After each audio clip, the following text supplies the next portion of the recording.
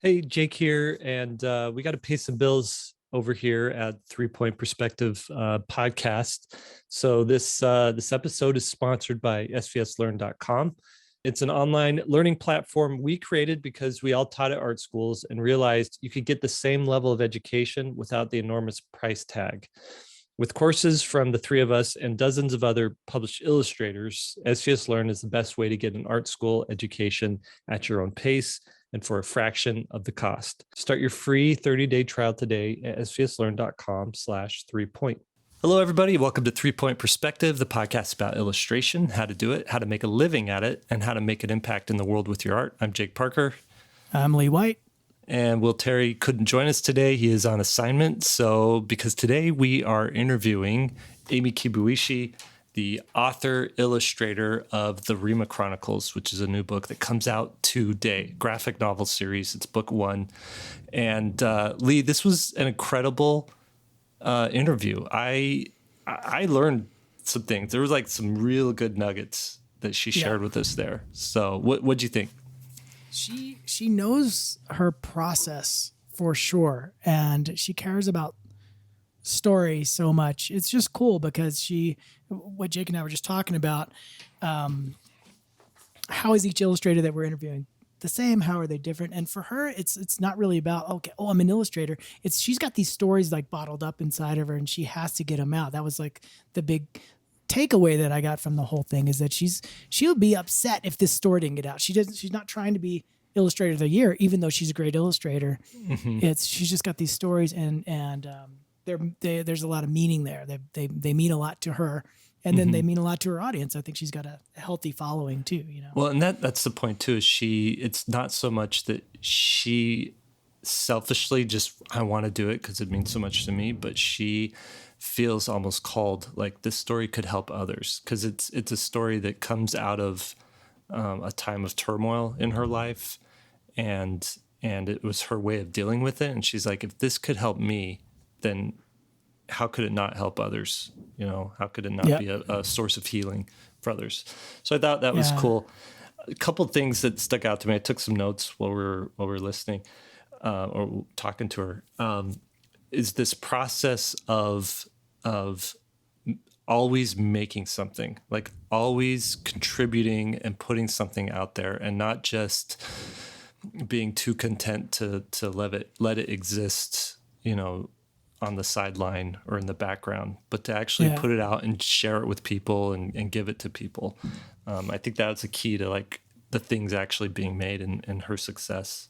Yeah, and if you start to break that down a little bit more, she's good about using what was available at the time and for how far the story was developed. If it was like a couple pages, that's a webcomic, and then that becomes a zine or something, and then that becomes, it gets written as a novel, then it changes form, and then it gets turned into a graphic novel. Eventually, you're holding this big book, and if you just buy it from the bookstore, it's just so funny. I talk about this a little bit in the interview, but like if you go into a bookstore or a library, each thing you're holding is years for somebody. And she cultivated this over years, but she did it in a way that made sense for each stage. And she's kind of the long-term illustrator, in my opinion. She's like a little bit at a time, and all of a sudden you got the, Great Wall of China.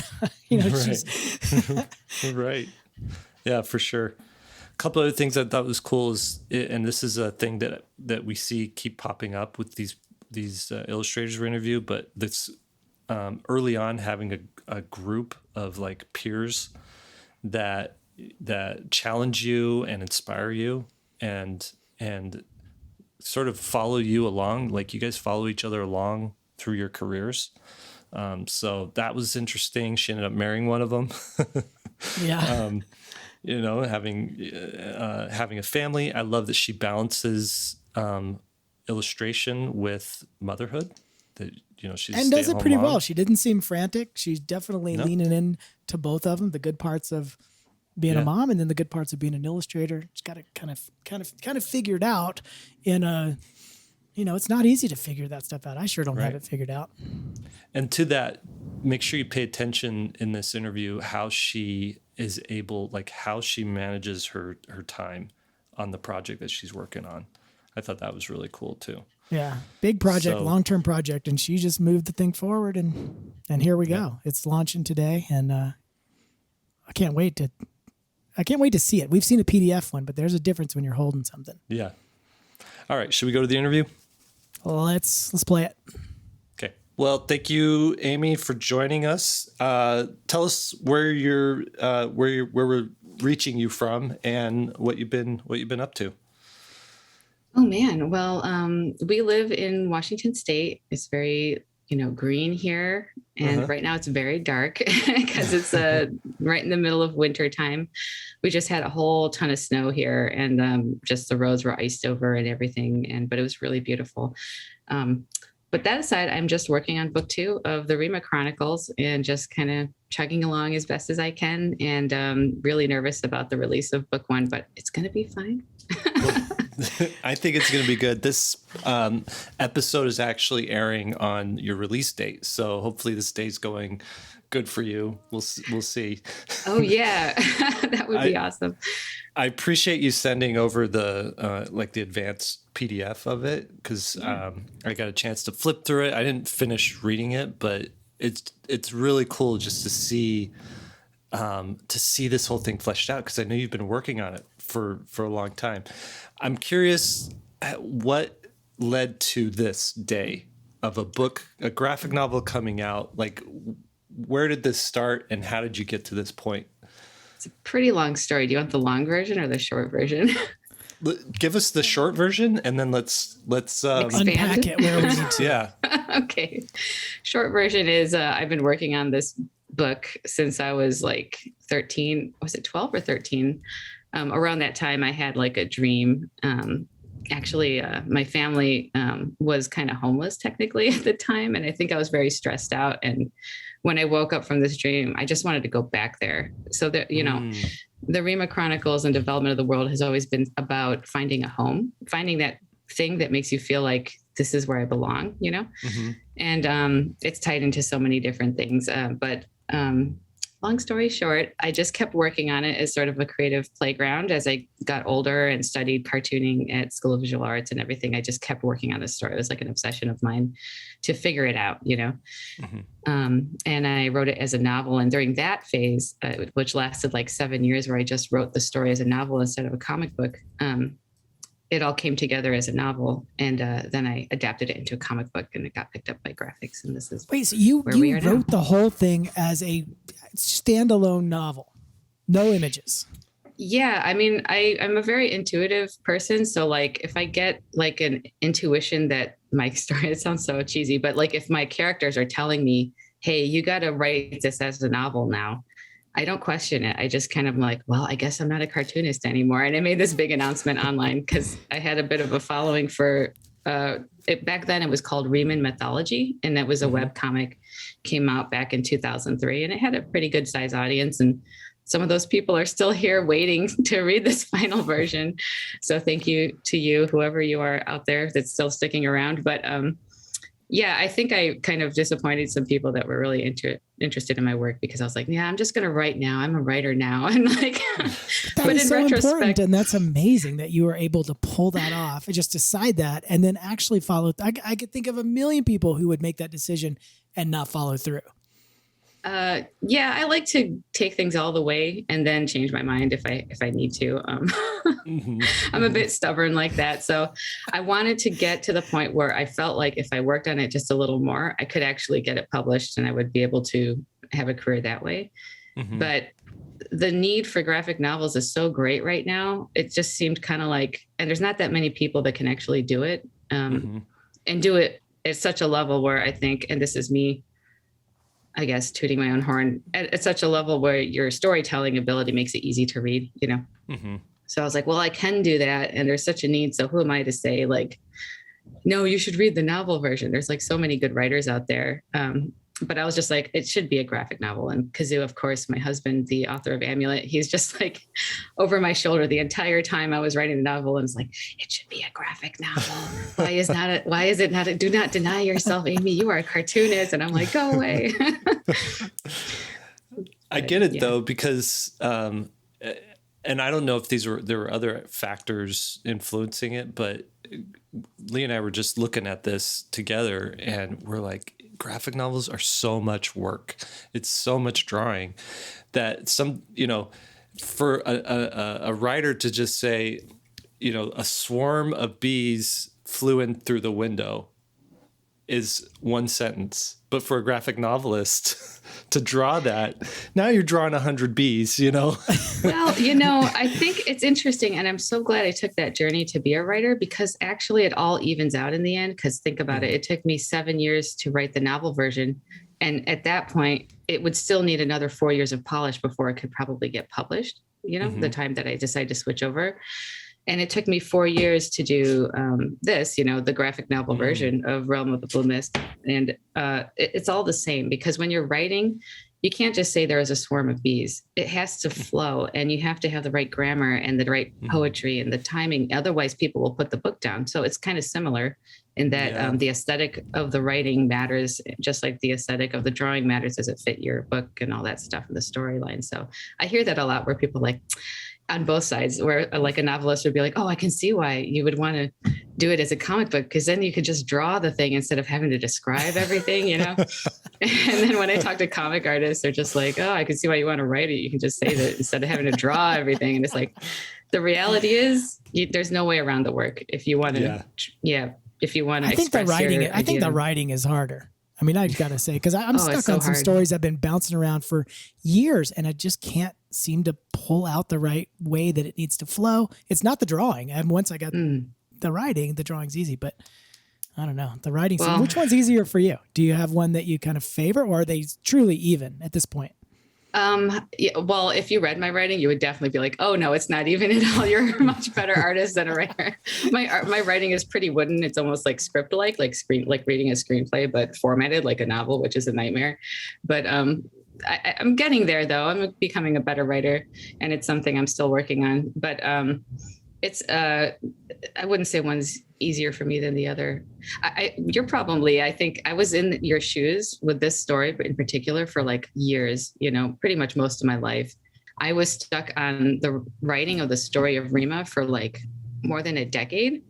And when I finally figured out what I had to do, it was like unplugging a cork, and everything flowed after that. But until I got to that point, it was always a struggle, and I always felt like I didn't know what I was doing, and the confidence issues. And now I know you just need to push a little bit farther and hang on to it just a little bit more, one more draft.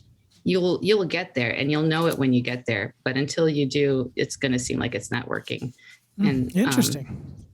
It's kind of a leap of faith type of thing. You just got to believe and keep digging. I want to go back to 13-year-old Amy has the dream. What happened between 13 and art school? Like, was what were you doing as like a youth, with this, or were you even drawing at all, or Oh, what? Yeah, I was drawing a ton. And in fact, I was looking through some of my old stuff that we have in storage, and I have like sketchbooks upon sketchbooks just filled with they were really good for my age. Like if I saw an 11-year-old doing as much drawing as well as they were, I'd be like, maybe they have some mental issues. They should go get that checked out. It's like an obsession. And it wasn't just Rima. It was like all kinds of worlds. I had all these worlds that I was trying to develop, and all these people that populated the worlds that I was obsessed with. But definitely the Rima world was the one that I always was going back to. And I did I don't know what to call it, like a novella. It started as a novella when I was after, they had that dream. I didn't draw it as a comic, or I didn't even draw the characters at all. I just started writing it. I had this it was called a Star Writer 2000 or something. It was like this, like a word processor machine. And I would just sit there and type it all out. I think I did maybe like 200 pages of that. And my, the head of the English department at my high school saw it, and she was just like, you should be published. So she tried to walk me through the publishing process back then. I think it was more her project than mine. And we prepared it for, query letters and everything, to submissions to send out to publishers at the time. And they all came back, even back then, they were like, you should turn this into a comic book. There must just be something about my writing. So I was just like, oh, I guess so. But I shared it with one friend. Shout out to Kim Hagel. She will be very excited about this because she's always been so supportive on my social media. But she was a friend who in high school who read it, and she always was like, "Oh my gosh, what happens next to Philip? You know, the main guy, and what happens to Tabby?" And that kind of strung me along. Yeah. And then when I went to art school, I didn't really think of Rima. I think I was too busy trying to impress everybody with my drawing skills or whatever, you know, like you do in college, where it's like, yeah, I know how to draw an arm with muscles. But like, I joined, do you know Becky Clunan by any chance? Yeah. So she was a friend of a friend, and there was a group of girls, and they had this club called Estrogist. I don't know if I should talk about this because she's probably kind of embarrassed about it. But anyway, they had a club that they made at a School of Visual Arts where I went to college, called the S&M Club, which stood for Shoujo Manga. You know, they were like trying to be cheeky about it. So I was like, I like manga. You know, I love Sailor Moon and Rumiko Takahashi. So I was like, I'll go check this out. And that's where I met one of my best friends. Her name is Jennifer Quick, currently Jennifer Strombeck. And she's like a really prolific artist. She doesn't have much published, but her love for the craft of storytelling and comics is so palpable. When you're around her, you just get excited about drawing. And, you know, she took a look at, I had this really cheesy drawing of Philip, and she was just like, it looks like you really like that character, Amy. Why don't you turn that into a comic and then make it into a zine, and you come with me and Becky to anime conventions and we'll sell it at the tables. And so that's what I did. And it did pretty well. You know, like people kept coming back, you know, because I would travel to the different anime cons with Jen and Becky and with my zine. And it was a really fun time. But that was kind of the start of that. How big was the zine? How many pages? It was like 32 pages. In one zine, and that included things like character profiles and maps and like, you know, all the extras, bonus material. Right. Yeah. Yeah. And it was so fun. Like we would all sit together in their like junky apartment in Queens, and we would be like drawing on the floor, drawing our comic pages, and see like how many pages could you ink? I'm like, oh, I did 7 today. And like, that's it. I did 10. It's like, oh, you're so fast. Oh my God, Becky, you know, like it was like a sort of friendly competition thing to get us all, upgrade our skills. It was really fun. That's cool. So you got it done at like a copy shop or something, or was it more of a professional good old Kinko's. Okay. No, not professional at all. It's so expensive to do it that way too, as college students. It's just like, man, to hand make your own zines. But it was a lot of fun. Yeah, that's super cool. It's interesting because we talked with Katya Chen a couple weeks ago, and she was my little group like you're talking about. And so we were doing sort of the same thing. And so it's interesting that these little groups are happening everywhere at every school. And it's kind of the sort of the shot in the arm to stay in it and get the feedback and, I don't know, safe space to create. How important was it for you to have this little group? Do you think you would have ended up where you did without that group to kind of facilitate this work and this time? I mean, I don't know. I'm not like a god or anything. I can't reverse time and see what would have happened. I mean, who knows? It is what it is. But I mean, having that group of friends, I'd say, was the biggest benefit of going to college at all. You know, I learned a lot at SVA. It was actually a really great education. But, you know, just college is so expensive right now. And it's hard for me to say, yeah, you should definitely go to college because there you'll meet some people that you can relate to and work together. Well, my big push is like meet some people. It doesn't have to be through college, but the connection with peers and pushing each other to create seems to be this common thread of success that I'm now starting to see now that we're doing these interviews, talking to other artists and stuff. That seems to be this common history of a moment where it sort of pushes you past learning technique and all that stuff and making things that mean something. Yeah, for sure. Yeah, just the fact that it's like, oh, I inked 7 pages. No, I inked 10 pages. Like, the reason she inked 10 pages is because you were sitting there inking 7 pages, right? So it's like, it's this healthy, like, you realize what's possible by seeing what the person next to you is doing. Yeah, that creative energy is really important. And I mean, what we do as artists is just so highly specific and specialized. Like where I grew up in Rochester, New York, there really wasn't anybody around me that was into anime or like let alone drawing like anime styled stuff, or even thinking about like nobody knew what Totoro was or anything. And like, it's just me. So when I went to School of Visual Arts and I met Jen and Becky, it was just, it really opened up my creative visions and my ambitions and stuff. And I definitely wouldn't be doing that without them. So post art school, you like, what happened at the end of art school, and how did you make that jump from I went to art school and now I'm whatever I am? Well, I just woke up, Jake, and it was there, and there Scholastic was knocking at my door. No. Well, gosh, there's so much stuff that happened, as you know, because of Flight Comics and things like that. But before Flight Comics, it's funny, oh my God, but it's a reality of the past. So at the time, manga inspired work was starting to be noticed because there were so many kids coming out of college that were drawing manga inspired work like me and many others. So there was this magazine called Amera Manga, the worst name ever. I remember that. But it was it was done by, I forgot the name, IC Press or something like that. But it was just a horribly run operation. But they did it, and they took my Riemann mythology zines and printed it there. So that was my first printing in anything published that's not a zine. And surprisingly, people discovered it through that. So I don't know what their distribution was, but it's enough to get some new readers. And that was like where was I was working at Barnes and Noble at the time as that was happening, But I was so excited just to see it in print. I didn't care that it was called Amera Manga.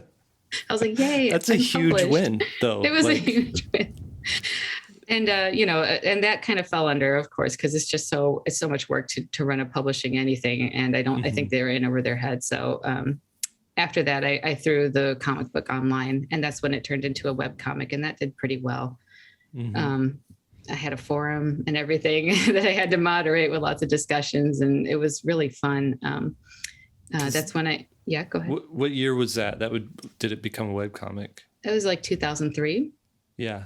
Okay. Yeah, and that is like prime time for a webcomic because there's no social media yet. Oh man, it was great. I feel really bad now. Blog readers, I think, at some point. Is that how was it? RSS feed comic, or are you just uploading it? There was before RSS feed. Oh wow. RSS feed wasn't even a thing. So you had a website. I used Front Page, a Microsoft Front Page to build my website, and you just had to pay for a host, and then you'd upload your HTML files, and you had to do it that way. So I would hand code each and every page with back and forth arrows and everything like that. Right. And then there was be a link to the BBS forums, that I had.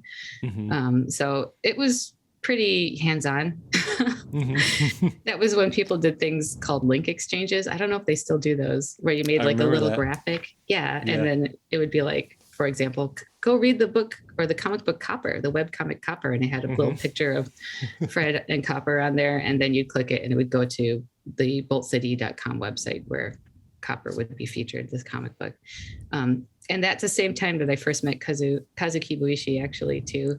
And I mention him a lot because he had such a huge impact on me. Obviously, we're married now, but I mean, aside from our relationship, he's just such an amazing editor, and he has such a wealth of knowledge. And our relationship and his guidance really helped me get to where I am right now, big time. I definitely would not be published right now, or even still doing this story, if it wasn't for his guidance and encouragement the entire time.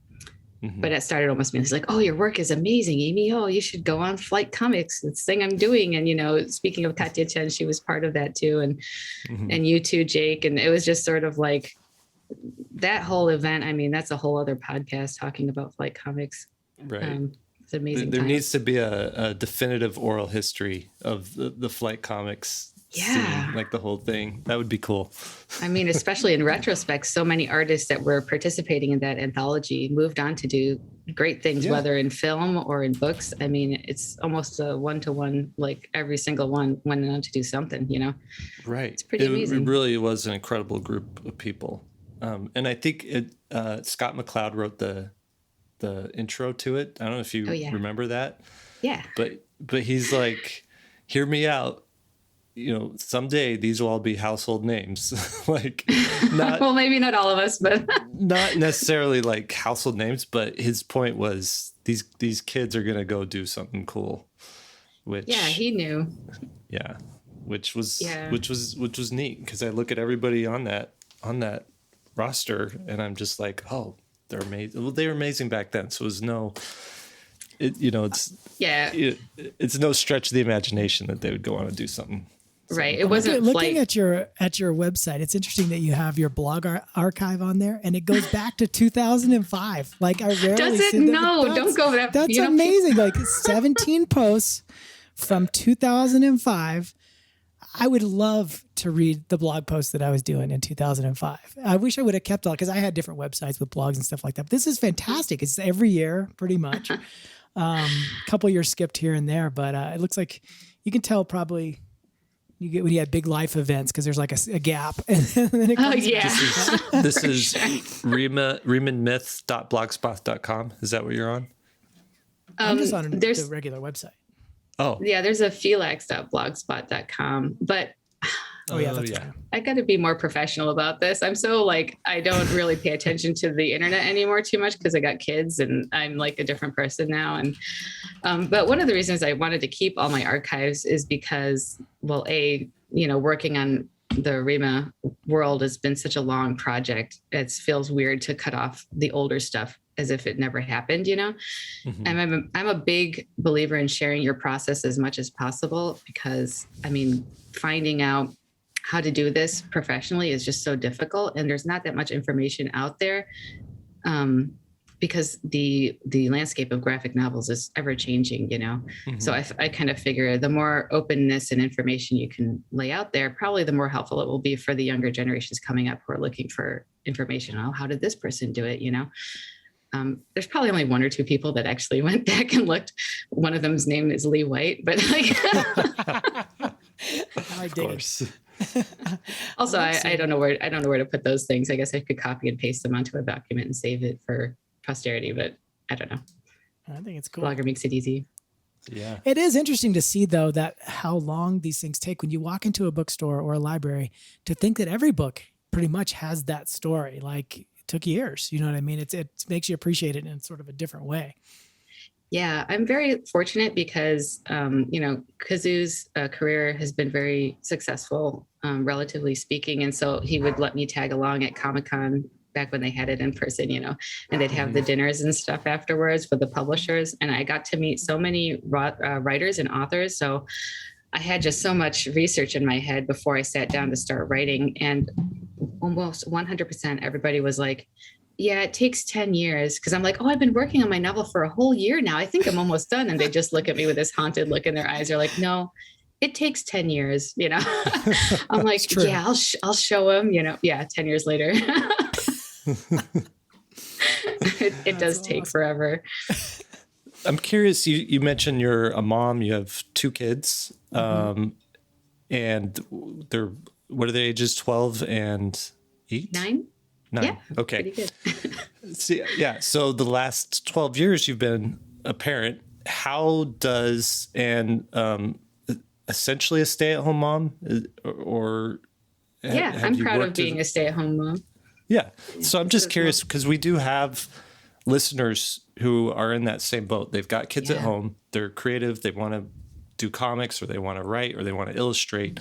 Like, I'm just curious about that perspective from where you're sitting. What would your advice be? How do you make that work? How did you do a book while shuttling kids to school and dentist appointments and packing lunches and all that stuff? I have one word for you. It's grandma. That's nice. Well, not just my mom, but my mom had a huge part, especially early on when my son, my first child, was a baby, and I was a new mother, and I didn't know what I was doing. And I had that conflicting feeling where, like, I shouldn't be, quote unquote, wasting my time watching my baby crawl around the floor. I should be working, because it's just how we're trained, I guess, throughout college. Mm-hmm. I'm totally different now, by the way. Now I'm just like, what am I doing working? I should be spending time with the kids, like, right. Right. It's the best job in the world to be a mom. I love it. But I just got really good at being able to turn on and off the creative faucet, I like to say, Mm-hmm. and one of the reasons I stuck with a book like Rima is because the memory of that story and my love for that world is so powerful. I don't need to sit there and have a special surrounding to plug into it. I'm there. I just kind of have to take a breath, close my eyes, and I'm there, and Mm-hmm. and the urgency of wanting to get back to telling their story is so strong, and it has been consistent throughout the years that like I don't need to get myself ramped up to like get into it. So Yeah. if you have a story like that, it really helps. Mm-hmm. If I'm trying to do a story where I'm trying to shape it around a publisher's needs, like where let's say, oh, we're looking for a book with it has like a little girl and a dragon or something, like Mm-hmm. it's so much harder. It's hard to get myself interested in doing something like that. But if it's something Right. I'm doing to express something deep inside, then, it's easy. So I work on the kitchen counter, in the little cracks Mm-hmm. of time, and I rearrange things. So for example, inking doesn't take as much brain attention as Mm-hmm. doing roughs, where you have to actually act out the emotions and think about the page turns and stuff like that. Yeah. Yeah, you don't have to be as mentally present. So I would prepare a bunch of pencils the night before, and then I would have a stack of inks to work on while helping the kids with their homework, or while Oh, they're watching TV and I'm keeping them company. yeah. So So you sort of planned it around like which activity takes the mental work, and then which activity can I do sort of brainless, and then yeah, kind of organize them into blocks, kind of. And when you had that time, you'd kind of fit it in. yeah, That's exactly. So fantastic. you know how you like sit there and you're like coloring something and you're listening to a podcast. Well, instead Yeah. of listening to a podcast, I'd be listening to my children chatter to me about Uh-huh. My Little Pony or something. It's the same And you can idea. comment, you can talk back to them because I mean, essentially, like Mike Mignola once said, inking's like eating peanuts. Like you just pop them in your mouth. It's like you don't have to think about Yeah. it. Yeah, I mean, some exactly. inkists would probably take offense to that, but for No, the I most part, mean, yeah, piano players at the bar, they're not like sitting there looking at their fingers as they're playing the piano. They're talking to people here and there and stuff, yeah. It's like that inking. I mean, if you're beginning, it's not like that. If you're a beginner, it's like you have to really focus hard and be like, oh, where does the line weight go and stuff. But once you get good enough where you don't have to think about that so much anymore, you can get to the phase where you're eating peanuts. Yes. Is what we're holding in our hands, this Rima book, is it like, did you redo the webcomic, or are you re-seeing pages from the webcomic now colored in this book, or is it like a complete rehash or a revision of it? The book is a direct adaptation of the novel that I wrote. Uh-huh. And I mean, there's so much to the development of Rima. I keep expanding on these things. But so when I did the novel, and I tried to get it published, it just kept getting turned down because the story at the time was young adult, Mhm. but the way I wrote was like middle grade. So I Oh, kept yeah. getting the feedback like, oh, I'd like to work with you, from editors. We'd like to work with you on the novel, but you need to take out the love story and make it just about friendship. Mhm. And I'm just like, oh, heck no, I can't do that. Like the whole love story is like the core of the whole, it's like taking the ring out of Lord of the Rings, Yeah. all the events kind of center around this love story that's developing. And I was just like, there's no way. So I was like, well, I guess I better just give up and put it online, Mhm. So I guess I was like, I guess it's just going to be a hobby. It's just for myself, Mhm. So I did an online novel, and I mean, that was really interesting too. I could go on for a while about, there's like a whole world of like people that just exclusively do serializing Yeah. their novels online. Yeah. I didn't even know that was a thing. No, I mean, I've and at some point they'll actually like publish on Amazon, just self publish on there and sell it that Yeah. way. And And some people are doing really well with that too. I mean, their right. tenacity was really inspiring. But yeah, this book is an adaptation of that novel. And there's elements of the webcomic in there.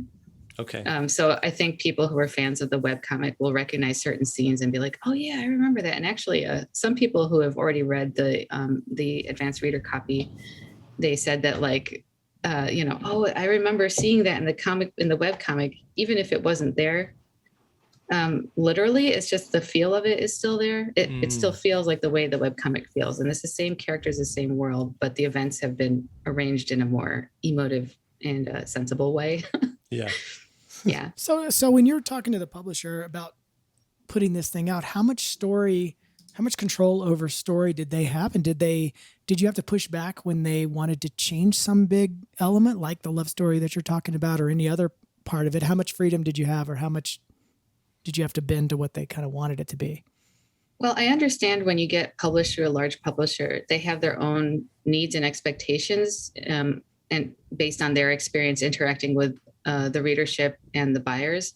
So I know I'm going to have to compromise on some stuff, but I just kind of told them, like, I had an outline of the whole entire series, and I had the novel. So I sent that to them, and they asked me, is it okay if we turn this into middle grade? Once I started doing pages, it looked like a middle grade comic book. So they're like, can it be middle grade? And I was like, as long as I don't have to change the basic storyline or take out any love story elements, I am okay with the label changing, Mm-hmm. Yeah. I mean, as long as you guys don't change it at all.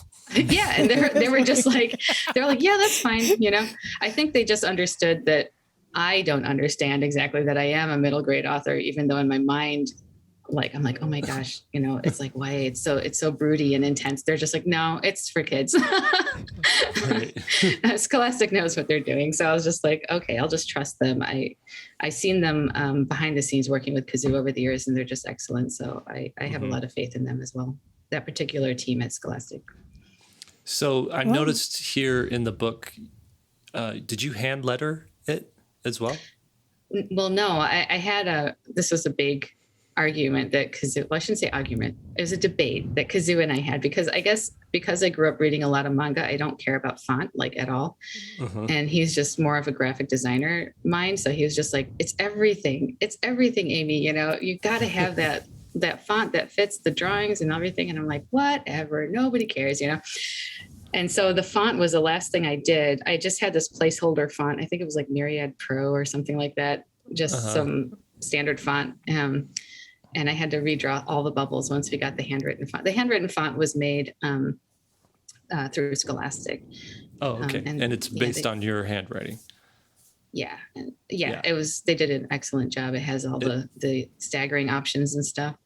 It looks so good. I think Kazoo's right. I'm siding on him. But that opens up a question that I had here. Kazoo's so good and you're so good and you guys know story so well. So did you guys have to make some kind of boundary where like you're drawing something and he kind of walks in, kind of looks over your shoulder and be like, I'd go with a different perspective. And then you're like, shut up. That's the right perspective. Like, I mean, because that kind of, does that come up? I mean, you're both so good, but you obviously come at it from your own angle. So do you have to say, hey, I'll ask for feedback when I want it? Or do you guys constantly work together and critique each other's work? Well, yeah. In the past, it was more like that when we first got together. We were always like in each other's stuff and like trying to quote unquote help out. It was not helpful. It would just derail us like equally on both ends. So we're just like, now, we've been together for about 15 years now, and we're just kind of like know each other so well. So I would just look at things and I think to myself, I'm like, is this the kind of thing that's going to send him down a rabbit hole? Yes. If the answer is yes, he's probably hasn't reached the conclusion yet. So I just better step back to give him space to figure it out, and he does the same for me. But I think Kazoo can't help himself sometimes. If he sees something, he's just got to say it. Drives me crazy. He's not here to defend himself though, so I won't get too into it. So you have to learn what you're going to take and what you're going to just leave on the floor, essentially. Oh, with Kazoo in particular? Yeah, just with advice and whatnot. Right. For sure. And the fight. Yeah, you have to pick and choose. And working with my editor at Scholastic, she's been excellent. She's been there for a while now, and she's gotten really good at understanding how to work with artists, I think, in particular, and understanding their journey to get there. I wrote for book 2. I wrote a script, the entire script for book 2 first. So Cassandra Helen Fulton, my editor, had a chance to go through and edit that first before I drew anything. Just super helpful in terms of process. I know that's not the way everybody wants to or can work. Like Kazoo, for example, he doesn't like scripts at all. He's more of like, he likes to make a creative mess and then pick out the best parts and then assemble it. And I can't work like that either. So we're very different in that regard. But it was helpful to do the script for editorial sake. So, but yeah, there was a lot of back and forth with that. A little bit more on process. So, are the comic pages balloonless and like without the balloons, and then you add that all digitally, or were you having to like Photoshop and resize each thing? Well, typically I just do it. When I sit down to start a page, I think about the layout, right? I think about the story moment. And once I have the layout and the story moment working together, then I fill in the balloons first. I do the dialogue first because pause. Yes. Are you digital or traditional at this stage? When I'm roughing out stuff, I do it with a ballpoint pen on a piece of paper. Okay. Actual paper. Yeah. I can't do digital at that phase for some reason. And what it's size just my age, I think. What size are layouts? They are half of a sketchbook, pretty much 1-to-1, because I want to be able to see, it's pretty much this size. I want to be able to see that it's going to be readable at this size, Gotcha. Yeah. Especially for kids with vision problems and whatnot. So I do it as close to final size as possible. And I always start with the balloons before I start drawing figures, just because I know that, as a reader, my experience of reading a comic book is always, it goes straight to the word balloon. And I think that's most people. So as long as the word balloons are good, then the drawings kind of add just the color out of the peripheral of your vision as you're reading. Yeah. And of course you go back and stop and look at it longer once you're done reading the story. But, no one's sitting there and like looking at the picture first and then reading, or maybe people are. In my logic. Are you serious? You do that? Can you look at the picture? I sometimes I can't. I get exhausted looking at like French comics because I'm just looking at that art and I'm like, how did they have time to do this for a comic page? Like, but I had a friend tell me once, she's like, I read this graphic novel. I forgot to look at all the images. I just read the words, and I'm like, why even read a graphic novel if you're not looking at the art? So I'm more of an art person on that front. Yeah, I can see that. I mean, the French comics you were mentioning, they definitely emphasize art more than story. In my point of view, I could be wrong, but it just felt like, I feel like if your art is over rendered and too beautiful and too much of a distraction from the story, it kind of hurts the pace of the reading to me, I don't want the drawings to look too good to be a distraction, I'll agree with you there. I'm going to start saying that for all my books. I don't want the drawing to be too good. So I just don't want to distract from the story. Yeah, the story's king. I don't want to distract. It works for certain things, but I think when you're trying to tell an actual story with like character feelings and stuff, like you don't want to, like if someone's crying in a panel because something really traumatic just happened, you don't want to sit there and be like, look at the way they rendered those tears and the wrinkles in their face as they scrunch up their nose. Like you don't want to, you just want to be like, oh, they're so sad. That's the only emotion you need to hear, So I'm kind of like, I got to be careful. Sometimes I tend to go too detailed in certain things. Like I want to draw all the roof tiles and stuff. And I'm like, no, I must every not. leaf. Yeah. I'm just like, stop drawing leaves. That's cool. So then once those layouts are done, how do you actually do a page? Is it digital at all in the drawing inking stage, or is it just digital in the coloring stage? Just coloring. I ink using a pencil, and this is a method that Kazoo and I kind of developed over the years together, like ping-ponging back and forth. Like, so one missing piece of the story of my career is this series I did for a now collapsed publisher called Tokyo Pop, who was very controversial at the time, but that was my first real bigger publishing job. And that was a 2-book series of graphic novels called Sorcerers and Secretaries. It was like this sort of romantic comedy that took place in New York City. And it was just my love letter to New York and to that age of being in your early 20s.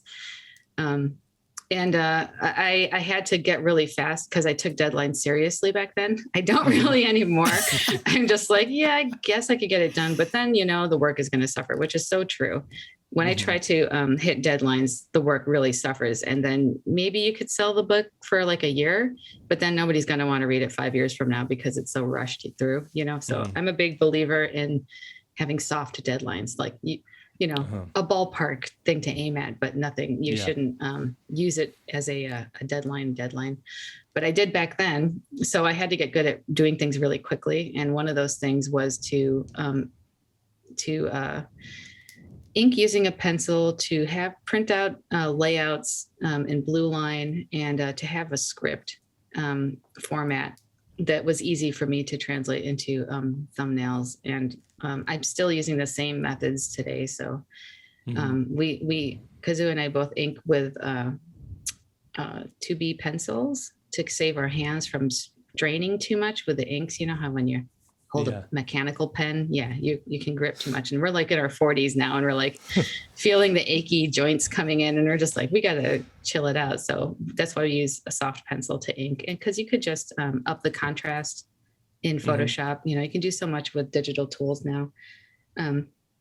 But yeah, so once I'm done with layouts, I scan those in, and there's an adjustment. That's where I do a lot of editing, and I redraw stuff digitally on Photoshop. And then when it's all looking good, I print it out in light blue ink, and then on a Bristol board. And then I do the pencil thing. The borders and all the word balloons are done with a micron. So it has that solid black mechanical feel. And then the drawings of the characters and the backgrounds are all with the pencil. I scan that back in, turn it into line work, and then I start coloring, which is a whole other discussion. But yeah. Right. Well, I see you've got color assistants and then a flatter as well. So essentially the flatter, they are doing the first pass of, we're just laying in color. They're not picking colors necessarily, right? And then what are you handing over to assistants? Well, Emi Toyonaga, the assistant colorist for Rima Book 1, she came in like in the second half of the book, because it was starting to get like, oh, we got to go a little faster, and I was like, this coloring process is taking forever. It takes forever coloring. And so I was trying to think of a way to split it up. And so far in book 2, I am not in need of another coloring assistant, just my flatter, Audra Furuichi, she is so amazing. Man, I could sing her praises all day. Well, I'm getting off track anyway, but I split it up into cast shadows. And then I would go on to do the lighting, final lighting and rendering, like the mood lighting, because the mood. Yeah.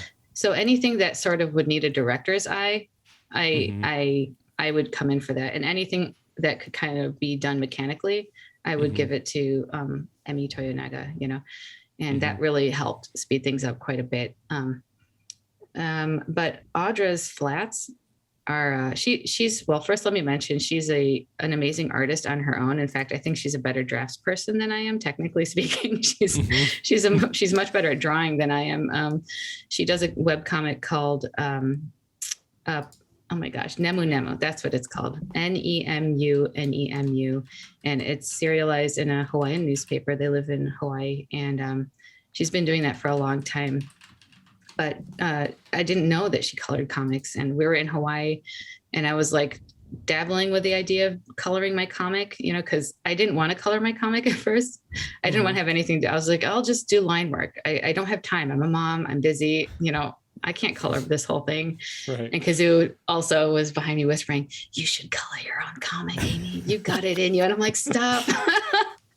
Is he an angel or a devil? He's pushing you to these things. He's the voice of unavoidable realities that you're not ready to accept or acknowledge. And it gets him into trouble. I see him doing it all the time to people, our friends and family. And I'm like, it's getting you into trouble. But sometimes you got to hear the hard truth, right?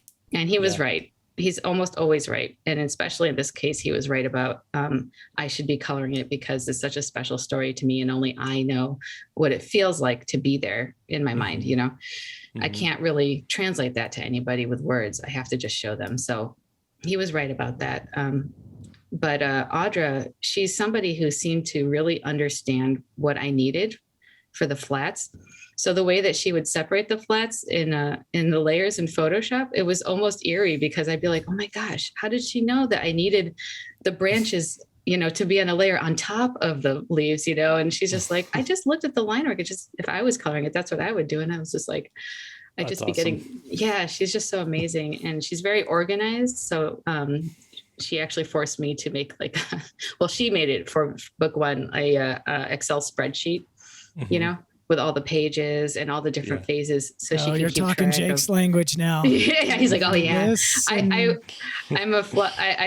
keep everything in my head, you know, so I'm just like, oh, I'll just do it one page at a time. And Audra's like, no, if I'm going to be working ahead of you, I need to be organized. And so she really had a huge part in that. She also just sort of along the way, I call it visual copy editing.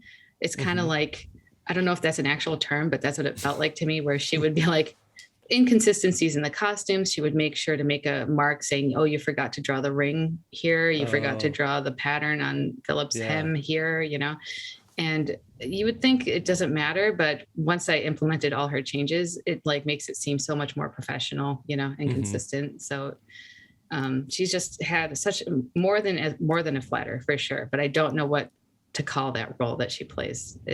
She's just amazing, and I'm so grateful she's willing to do this with me. That's cool. Yeah, she's awesome. Cool. Wow, I think you've exhausted all of the questions I've had about this. This is cool. Lee, did you have anything else you wanted to? I have a question. Yeah. So maybe we can add this. We might take this out. It just depends. This is because it's such a stupid question. Oh boy, here we go. No such thing as a stupid question. Yeah, you know Lee. No, I'll tell you how stupid my mind works when you're saying like who's your flatterer and you're talking about that. I'm thinking I could use a flatterer, and that's just somebody that sits in the back of the room and gives me compliments. So that's kind of how. That is so stupid. That wasn't a question. I like that. No, that wasn't a question. But I'm just telling you where I go. So, a flatterer. You know, you curate. It's so stupid. So you make these fantasy worlds, and Kazoo does as well, and all this kind of magical scenes and all this stuff happens. If you could pick your own superpower, what would it be? No, I think any superpower actually would be more of a curse than a benefit. So, because it's like, let's say you have invisibility powers and you're tempted to like spy on people. You don't want to know. You don't actually want to know what they're saying about you. You know, right. It's like ignorance is bliss, man. You don't want to know. So I'm not sure. Portals? What would you do? I see portals in your work. Like, could you transport yourself to different things? I don't know. My son talks. The topic of portals comes up all the time. My son's 11. And it's just amazing how many portals come up. So I think I would be the creator of portals where you can just kind of travel to this thing. Like if I want to go snowboarding, I can just make a portal and I'm on the mountain and then I come back through the portal. So that would be my You just land in the living room with all the snow spilling in. Like, hey guys, take off your shades. Just came back from the mountain. What's going on? I don't know. Superhero guy. What would yours be? Yeah. I guess I get frustrated by having to sleep. There you go. I wish I didn't need to sleep so much. Oh, you know what a good superhero power would be? Never to have arthritis. That would be good. It's coming. I can feel it coming. No, that's a real topic, though. Do you do anything level. Do you do anything to counterbalance that stuff that's starting to happen with putting so many hours into this, as Jake has, as I have? You start to feel this. Oh, my back's hurting. Oh, my arm's hurting. My wrist. Do you do any exercises? Is there any kind of physical therapy things you're doing to counter that or to prevent that? I mean, they're not physical therapy exercises. It's more like old lady stuff. Like, I make sure to have hobbies outside of it. So my mobility is like constantly being used, like I don't let myself get stuck doing just one motion over and over again. So my mother, growing up, she was a seamstress at a factory, a sewing factory. And one of her complaints always is the pain of her ankle from pressing down repeatedly on the sewing machine, and then of her elbow from pushing it, pushing the cloth through the needle. And she did that so often for so many years that she started getting tennis elbow when she was like, I don't know, 36 or something like that. So she always warned me against that kind of stuff. So I only work 4 hours maybe when I'm working, only 4 hours. I do not let myself work more than that in one session. Otherwise it starts to hurt. And I do a lot of exercise. I have a little trampoline. What's it called? A rebounder in our house. Dude, that thing is awesome. Everyone who's an artist should have a rebounder. Not only is it good for your joints, but it makes you feel really good, like a little kid. So when I watch TV and stuff, I'm just jumping up and down. And of course, diet. I could go on forever. Diet. I'm really into like finding health through eating right and stuff like that. So yeah. Well, no, it's good stuff though, because one of the things that we've been hitting on our podcast and the interviews and stuff is that it's not just about the work, but it's sort of about leading the life of an artist. And this stuff comes into play, I think, like having hobbies outside of art, eating, what you eat and how you feel the whole time. And it's just kind of the pattern of your life. So I'd like to hear about stuff like that. Yeah. My best drawings come out when I'm at peak health, after I've been like going to the gym for an hour a day and like those kinds of, and I'm not doing that right now. I'm just, I just do maybe 10 minutes of hard cycling in the morning, just to get my blood flowing. And that's usually enough. And then some light weights, and things like, I can't believe I'm talking about this stuff. You're like serious. You've got like serious. A whole gym. Because, okay, so this story I've been working, it's going to sound so corny, but it's one of my life goals. Like if I die and as my last thought, whatever it may be, is one of them is like, I never got to tell Rima. I feel like I'm cursed to come back and do it all over again. That's how I honestly feel. And so it's so important to me to get this story finished and out there. I think because it helped me so much during such a difficult time in my life. I just know chances are it's going to help somebody out there who is going through something similar. It was just healthy for me to have like this sort of escape where I could examine the problems I was going through, but in a safe environment, So it's more than just, I want to just really tell the story. It's my favorite place to work in, which is also true, but I also understand the utility of it.